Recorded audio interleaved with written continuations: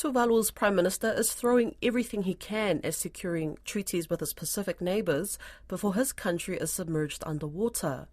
Australia has announced an agreement with Tuvalu which will allow 280 people per year a special mobility pathway to live, work and study in Australia. In return, Australia will have effective veto power over Tuvalu's security arrangements with any other country. Prime Minister Kausiana Tano now wants to secure similar treaty arrangements with New Zealand. Lydia Lewis reports.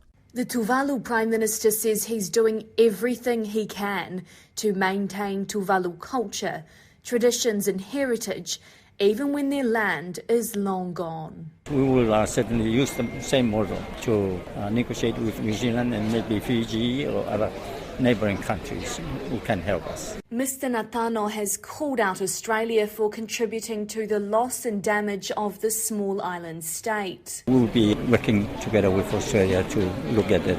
It's very important to Tuvalu because fossil fuel is the main contributor to the global warming. He says the text of the treaty is yet to be finalised and he wants a commitment from the Australians that they will phase out fossil fuels. But we are aware, of course, that we cannot do it overnight. It's a long process, but at least we have somewhere to start. Tuvalu this year amended its constitution to acknowledge there will come a time where all of its landmass would be swallowed up by the warming sea. Maintain our integrity, our culture, our traditions, our heritage. We really want to maintain our identity. And as another cyclone develops in the Pacific leaders are leaving the 52nd Pacific Islands Forum Leaders Meeting in Rarotonga without calling for big emitters to phase out fossil fuels. Cook Islands, Palau and even Niue's leaders told me phasing down is more realistic for now. But for cyclone-ravaged Vanuatu, the need for action is ringing a lot louder.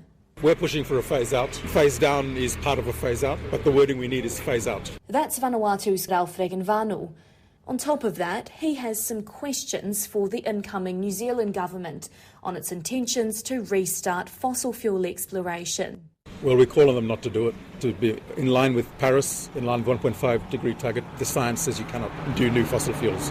And another issue he wants to address is climate financing. The climate finance gap is huge. Mr Regenvanu says the high emitters especially need to contribute to help the most vulnerable countries. The incoming chair of the forum, Tonga Prime Minister Huakava Meiliku, agrees. Siosi Sovaleni says climate financing will be the main agenda item when leaders meet next in Tonga. So we need some kind of facility that we can easily access to actually provide that crisis mode support for some of the Pacific countries.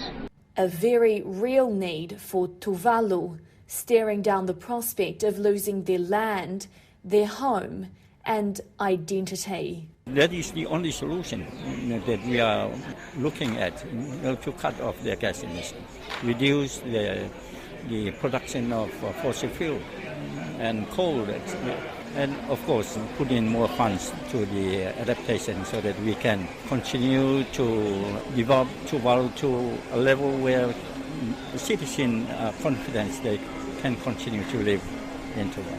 It's a request that on the surface sounds so simple, to be able to live. His words echoed throughout Rarotonga, but have not yet penetrated the pockets of the world's biggest polluters.